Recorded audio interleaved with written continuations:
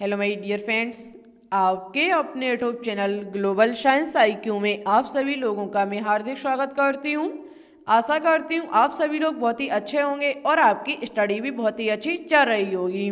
तो जैसा कि आप सभी लोगों को पता है, आज है संडे और हम आपके लिए लेकर के आई हैं संडे धमाका, जिसमें आज हम आपको केमिस्ट्री के कुछ मिक्सचर एमसीक्यू कराने वाले हैं जो कि प्रीवियस ईयर पूछे हुए क्वेश्चंस होंगे।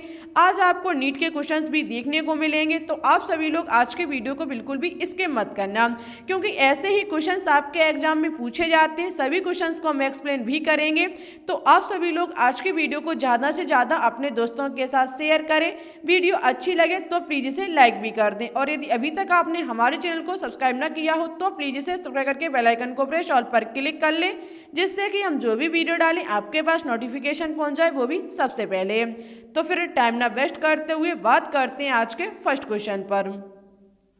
बहुत ही शानदार क्वेश्चंस होंगे आज के, एक से बढ़कर एक क्वेश्चन आज आपको देखने को मिलेगा। सभी प्रीवियस ईयर पूछे हुए क्वेश्चंस होंगे। जैसा कि आप फर्स्ट क्वेश्चन ही देख सकते हैं, यूपी सीपीएमटी 2014 का पूछा हुआ क्वेश्चन है। लिखा हुआ है, एंजाइम किसी अभिक्रिया की दर को बढ़ाते हैं। एंजाइम किसी भी अभिक्रिया की दर को तभी बढ़ाएंगे जब उसकी सक्रिय ऊर्जा को घटा देंगे। ठीक है, जो एंजाइम होते हैं वो किसी भी अभिक्रिया की दर को बढ़ाने से पहले उसकी सक्रिय ऊर्जा को कम कर देते हैं। अब बात की जाए कि सक्रिय ऊर्जा होती क्या है, तो देखो, किसी रासायनिक अभिक्रिया को संपन्न होने के लिए जो न्यूनतम ऊर्जा की आवश्यकता होती है उसे ही कहा जाता है सक्रिय ऊर्जा। कहने का मतलब है किसी भी केमिकल रिएक्शन को जब हम संपन्न करेंगे तो उसके लिए जो न्यूनतम ऊर्जा की आवश्यकता होगी उसे ही कहा जाएगा सक्रिय ऊर्जा। ठीक है, और अब एंजाइम की बात की जाए तो एंजाइम जो होते हैं वो जैव रासायनिक अभिक्रिया की दर को बढ़ा देते हैं। कहने का मतलब है कि ये जैव रासायनिक अभिक्रिया में उत्प्रेरक के रूप में कार्य करते हैं और उसकी दर को बढ़ा देते हैं। तो इस हिसाब से इस क्वेश्चन का जो ऑप्शन नंबर बी होगा वो बिल्कुल राइट होगा। देखते हैं नेक्स्ट क्वेश्चन को। नेक्स्ट क्वेश्चन है कि एथिल मैग्नीशियम ब्रोमाइड जल के साथ अभिक्रिया करके दे सकता है। एथिल मैग्नीशियम ब्रोमाइड जल के साथ अभिक्रिया करके दे सकता है। सबसे पहले हम क्या करेंगे, रिएक्शन को देखेंगे, उसके बाद हम इसका आंसर बताएंगे कि कौन सा ऑप्शन राइट होगा। हम क्या करेंगे, एथिल मैग्नीशियम ब्रोमाइड की क्रिया कराएंगे जल के साथ। अब बात की जाए एथिल मैग्नीशियम ब्रोमाइड का केमिकल फॉर्मूला, तो देखो इसका केमिकल फॉर्मूला होता है C2H5Mg Br। ठीक है, ये है हमारा एथिल मैग्नीशियम ब्रोमाइड। इसकी क्रिया कराएंगे हम जल के साथ, H2O के साथ। क्वेश्चन पूछ रहा है कि जब एथिल मैग्नीशियम ब्रोमाइड की जल के साथ अभिक्रिया कराई जाती है तो ये क्या देता है। कहने का मतलब है हमें उत्पाद के रूप में क्या प्राप्त होता है। तो जब ये इसके साथ रिएक्शन करेगा तो बनके तैयार होगा C2H6, जिसका नाम होता है एथेन। क्या नाम होता है, एथेन। ठीक है, और बाहर जो निकलेगा वो होगा आपका MgVrOH। क्या होगा, MgVrOH। ठीक है, तो याद रखना, जब एथिल मैग्नीशियम ब्रोमाइड जल के साथ अभिक्रिया करेगा तो वो देगा एथेन और MgVrOH। अब बात की जाए कि इस हिसाब से इस क्वेश्चन का कौन सा ऑप्शन राइट होगा, तो आप देख सकते हैं इस क्वेश्चन का ऑप्शन नंबर ए जो होगा वो राइट होगा, एथेन। ठीक है, तो इंपॉर्टेंट क्वेश्चन है, कॉपी में जरूर नोट डाउन करें। आगे देखते हैं। नेक्स्ट क्वेश्चन है कि सोडियम फॉर्मेट को गर्म करने पर प्राप्त होता है। जब हम सोडियम फॉर्मेट को गर्म करते हैं तो क्या प्राप्त होता है। सबसे पहले रिएक्शन को करेंगे, उसके बाद ऑप्शन पर बात करेंगे। तो देखो, हम किसको गर्म करेंगे, सोडियम फॉर्मेट को। सोडियम फॉर्मेट का फॉर्मूला होता है HCOON। ये है हमारा सोडियम फॉर्मेट, जिसके हम 2 मोल लेंगे। इसको हम करेंगे 360 डिग्री सेल्सियस टेम्परेचर पर गर्म। 360 डिग्री सेल्सियस पर जब हम इसे गर्म करेंगे तो बनके तैयार होगा सोडियम ऑक्सलेट। क्या होगा, सोडियम ऑक्सलेट बनके तैयार होगा, जिसका formula COONA single bond COONA होता है। ठीक है, और आपकी जो हाइड्रोजन गैस होगी वो बाहर निकल जाएगी। होता क्या है, जब सोडियम फॉर्मेट को गर्म किया जाता है 360 डिग्री सेल्सियस ताप पर तो बनके तैयार होता है सोडियम ऑक्सलेट, और हाइड्रोजन गैस जो होती है वो बाहर निकल जाती है। तो इस हिसाब से देख सकते हैं ऑप्शन नंबर बी होगा वो इस क्वेश्चन का बिल्कुल राइट होगा। और एक बात का विशेष ध्यान रखें, सभी आपको ये केमिकल फॉर्मूले याद होने चाहिए। ठीक है, तो क्वेश्चन ने पूछा पूछा था कि सोडियम फॉर्मेट को गर्म करने पर क्या प्राप्त होता है, तो सोडियम ऑक्सलेट और हाइड्रोजन गैस प्राप्त होती है। ऑप्शन नंबर बी होगा वो इस क्वेश्चन का बिल्कुल राइट होगा। नेक्स्ट क्वेश्चन देखते हैं।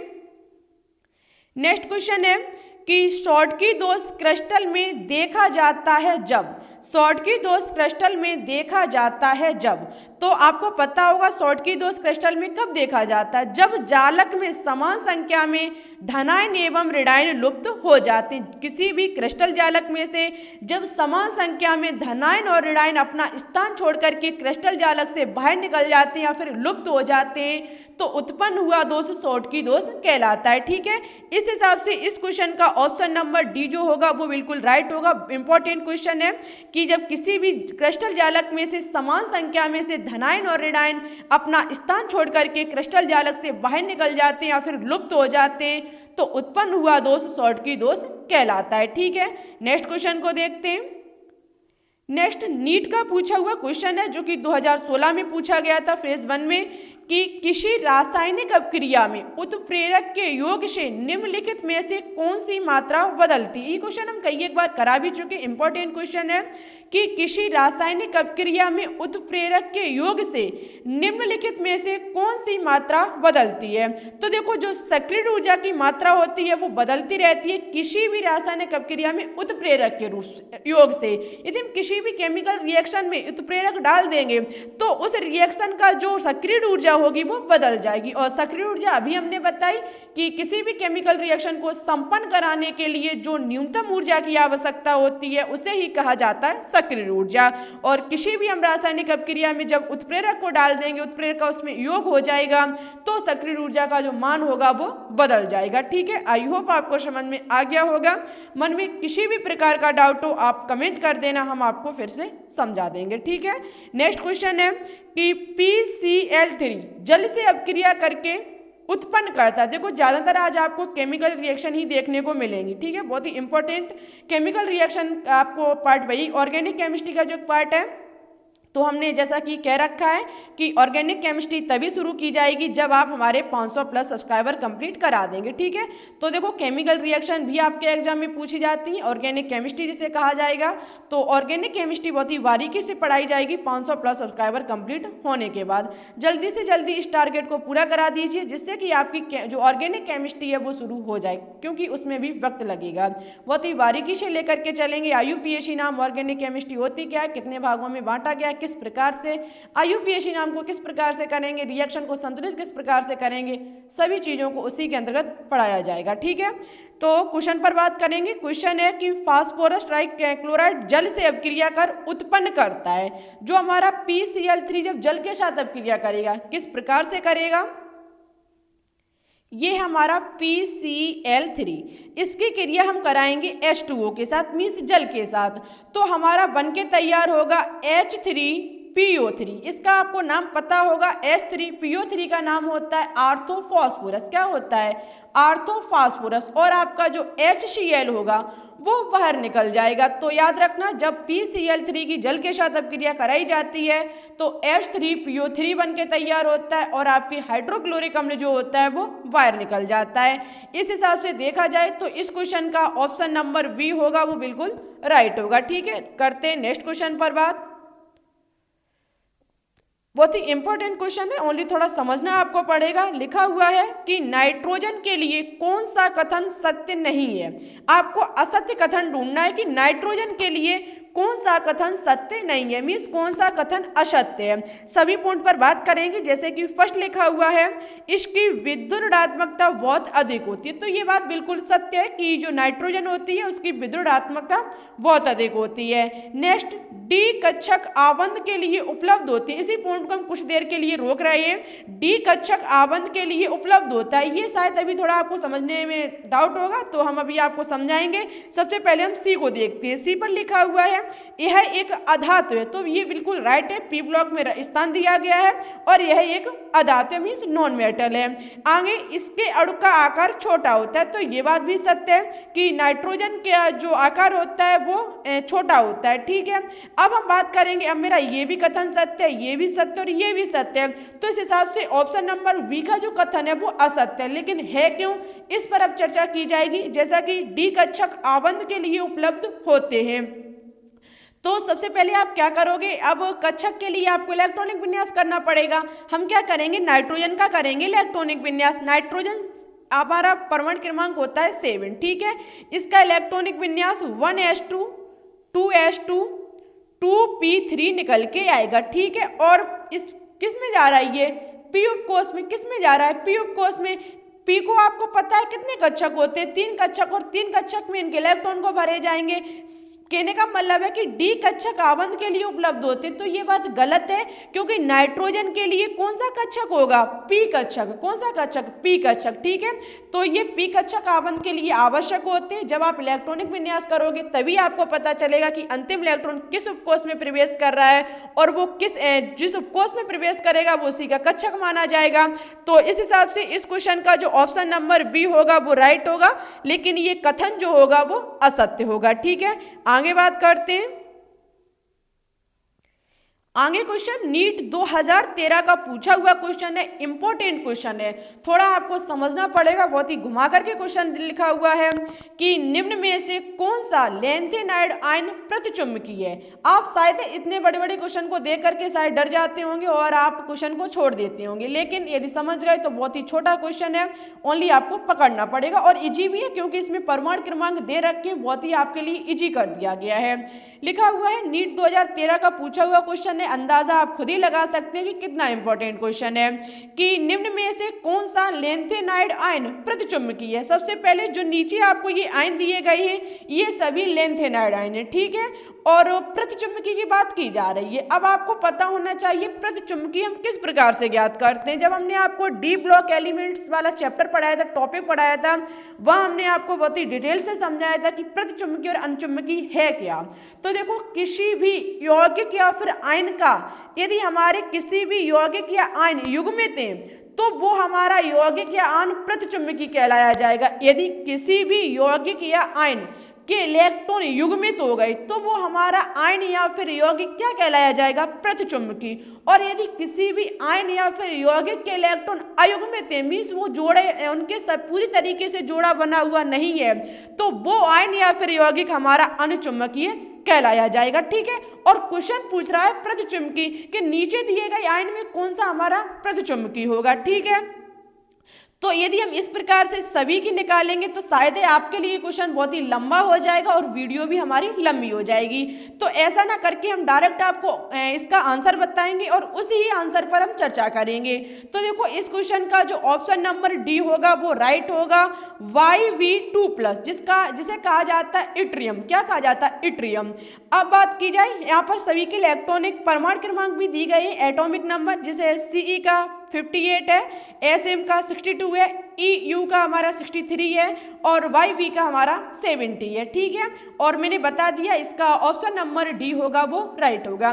किस प्रकार से होगा उस पर चर्चा करेंगे। जब हम एक का बता देंगे तो 3 का शायद आप अपने आप लगा लोगे और पता कर लोगे कि ये अनुचुंबकीय या फिर प्रतिचुंबकीय। पहली बात तो ये सभी हमारे अनुचुंबकीय निकल के आएंगे और ये जो होगा वो हमारा प्रतिचुंबकीय होगा। किस प्रकार से होगा, सबसे पहले इसमें क्या करना पड़ेगा, आपको YV का निकालना पड़ेगा इलेक्ट्रॉनिक विन्यास, जिसका परमाणु क्रमांक होता है 70। अब आप बात कर सकते हो 70 के लिए इलेक्ट्रॉनिक विन्यास निकालना बहुत बढ़िया है। कहने का मतलब है जब आप 70 परमाणु क्रमांक का इलेक्ट्रॉनिक विन्यास निकालेंगे वो आपका थोड़ा लंबा हो जाएगा। तो ऐसा करने के लिए एक हमने आपको ट्रिक बताई थी कि यदि आपको कोई बड़े परमाणु क्रमांक का एलिमेंट का इलेक्ट्रॉनिक विन्यास दे दिया जाए तो उस टाइम आप उसके जो आपके पास की उसकी अक्रिय गैस हो उसको खोज लीजिए जो कि उसके एटॉमिक नंबर से कम हो। उसके परमाणु क्रमांक से जो अक्रिय गैस का परमाणु क्रमांक होना चाहिए वो कम होना चाहिए। तो जब हम परमाणु क्रमांक 70 के आसपास का अक्रिय गैस को देखेंगे तो वो हमारी होगी XC। क्या होगी, XC, जिसे जिनोन कहा जाता है, जिसका परमाणु क्रमांक होता है 54, मीन्स इसका परमाणु क्रमांक होता है 54, ठीक है। अब हमारे 54 तक का इलेक्ट्रॉन, और हम इसे बड़े कोष्टक में बंद कर देंगे, कहने का मतलब है हमारा 54 तक इलेक्ट्रॉनिक विन्यास कंप्लीट हो गया। शेष का हम निकालेंगे इलेक्ट्रॉनिक विन्यास, 54 के बाद का इलेक्ट्रॉनिक विन्यास। अब 54 हमारा कहाँ पर रुकेगा जाकर के 5p6 पर। कहां पर रुकेगा जाकर के 5p6 पर। 5p6 के बाद आपको पता है आता है आपका 6s2। कितना आता है 6s2। अब आप देख सकते हैं 54 और 2 हमारे कितने हो गए 56। अब हमारे शेष कितने बचे 70 में 14। और आपको पता है 6s2 के बाद आपका आता है 4f और f पर अधिकतम इलेक्ट्रॉन कितने रह सकते हैं 14। कहने का मतलब है हमारा इलेक्ट्रॉनिक विन्यास निकल के आएगा Xe6s2 4f14। ठीक है, इतना हमारा निकल के आ गया। अब हम क्या करेंगे लास्ट वाले इसके उपकोष को देखेंगे। कहने का अब हमारा ये निकल के किसका आया YV का निकल के आया, लेकिन इसमें क्या दे रहे हैं YV2+। अब हम निकालेंगे YV2+ का। YV2+2+ चार्ज कब आया होगा जब इसने अपने में से 2 इलेक्ट्रॉनों का दान किया होगा, क्योंकि जब कोई भी एलिमेंट इलेक्ट्रॉन का दान करता है तभी उसके बाद पॉजिटिव चार्ज आता है। जब इसने YV ने जब 2 इलेक्ट्रॉन का दान किया होगा तभी इसके पास 2+ चार्ज आया होगा। मीन्स इसके बाह्यतम उपकोष में से हम 2 इलेक्ट्रॉनों को निकाल देंगे और फिर जो बचेगा उसको हम कक्षक में भरेंगे और देखेंगे प्रतिचुंबकीय और अनुचुंबकीय को। जब YV2+ अपने में से 2 इलेक्ट्रॉन का दान करेगा तो आप देख सकते हैं अंतिम हमारा सेल कौन सा है 6 सेल। जो हमारे सबसे अंतिम एनर्जी लेवल में कौन सी है 6b और 6s2 लिखा हुआ है। मीन्स हमारा 6s2 पूरा यहाँ से हट जाएगा, इसके 2 इलेक्ट्रॉन इसमें भरे हुए वो पूरे ही निकल जाएंगे। हमारा बचेगा Xe4f14। इतना ही तो बचेगा हमारा। ये है लास्ट सब सेल जिसमें हम भरेंगे कक्षकों को ढूंढ करके उसमें भरेंगे इलेक्ट्रॉनों को और पता करेंगे प्रतिचुंबकीय है फिर अनुचुंबकीय। ठीक है, इतनी चीज को आप नोट डाउन कर लें। हम इसको साफ करेंगे क्योंकि जगह यहाँ पर कम है। हम लास्ट वाला लेंगे क्या है 4f14। यही तो है हमारा। अब आप देख सकते हैं आपका जो f सब सेल होता है उसमें जो कक्षक होते हैं वो 7 होते हैं। 1 2 3 4 5 6 7 हमारे 6 कक्षक जो है जो 7 कक्षक है वो कंप्लीट हो गए। अब कक्षकों में क्या भरे जाते हैं इलेक्ट्रॉन। सबसे पहले भरेंगे हम क्लॉकवाइज 1 2 3 4 5 6 7। ठीक है, उसके बाद इलेक्ट्रॉन बचेंगे तो एंटी क्लॉकवाइज 7 भर गए, 7 ही बाकी है। तो 8 9 10 11 12 13 14 हमारे 14 इलेक्ट्रॉन जो है वो कक्षकों में भर गए। मीन्स अब हम देखेंगे कि हमारे कौन सा इलेक्ट्रॉन अयुग्मित है और कौन सा युग्मित है। तो आपको पता है यदि कोई भी कक्षक में इलेक्ट्रॉन क्लॉकवाइज भरा हुआ है और उसमें एंटी क्लॉकवाइज नहीं है तो वो इलेक्ट्रॉन हमारा अयुग्मित माना जाएगा। और किसी भी कक्षक में भरा हुआ इलेक्ट्रॉन क्लॉकवाइज एंटी क्लॉकवाइज दोनों तरीके से कक्षक में इलेक्ट्रॉन भरे हुए हैं, मीन्स हमारे जोड़े बन चुका है। और किसी भी कक्षक में 2 से इलेक्ट्रॉन कभी भी भरे नहीं जा सकते। एक क्लॉकवाइज होगा तो दूसरा एंटी क्लॉकवाइज होगा, उसके बाद कोई तीसरा इलेक्ट्रॉन उसमें प्रवेश नहीं कर पाएगा। ठीक है, यदि एक क्लॉकवाइज है तो वो हमारा इलेक्ट्रॉन कैसा होगा अयुग्मित। मीन्स हमारा वो आयन या फिर यौगिक अनुचुंबकीय कहलाया जाएगा। और किसी भी कक्षक में भरे इलेक्ट्रॉन युग्मित है, मीन्स दोनों के जोड़े बने हुए हैं, तो वो हमारा जो यौगिक होगा या फिर आयन होगा वो हमारा प्रतिचुंबकीय कहलाया जाएगा। यहाँ पर सभी कक्षकों की बात की जाए तो सभी कक्षक में इलेक्ट्रॉन पेयर है, मीन्स युग्मित है। तो इस प्रकार से ये जो आयन होगा हमारा YV2+ ये होगा प्रतिचुंबकीय। ठीक है, आई होप आपको समझ में आ गया होगा। मन में किसी भी प्रकार का डाउट हो आप कमेंट कर देना, हम आपको फिर से समझाने की पूरी कोशिश करेंगे। अब इसी प्रकार से आप शेष बचे 3 का निकाल सकते हैं, उसके बाद आप बताना ये हमारे प्रतिचुंबकीय है फिर अनुचुंबकीय है। ठीक है, नेक्स्ट क्वेश्चन को देखते हैं। नेक्स्ट क्वेश्चन है कि निम्न यौगिकों में किसका गलनांक सबसे कम होता है। निम्न यौगिकों में किसका गलनांक सबसे कम होता है।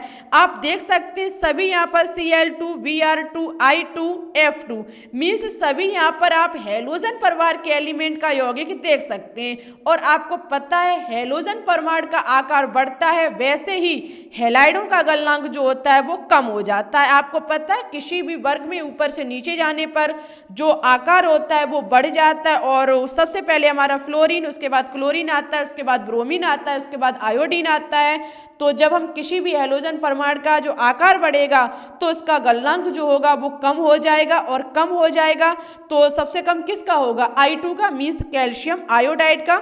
ऑप्शन नंबर सी जो होगा वो सबसे इस क्वेश्चन का बिल्कुल राइट होगा। ठीक है, इसका गलनांक जो होगा वो सबसे कम होगा, क्योंकि ये नीचे रखा गया और परमाणु आकार बढ़ता है तो वैसे ही हैलाइडों का जो गलनांक होता है वो घट जाता है। ठीक है, आई होप आपको समझ में आ गया होगा। नेक्स्ट क्वेश्चन देखते हैं।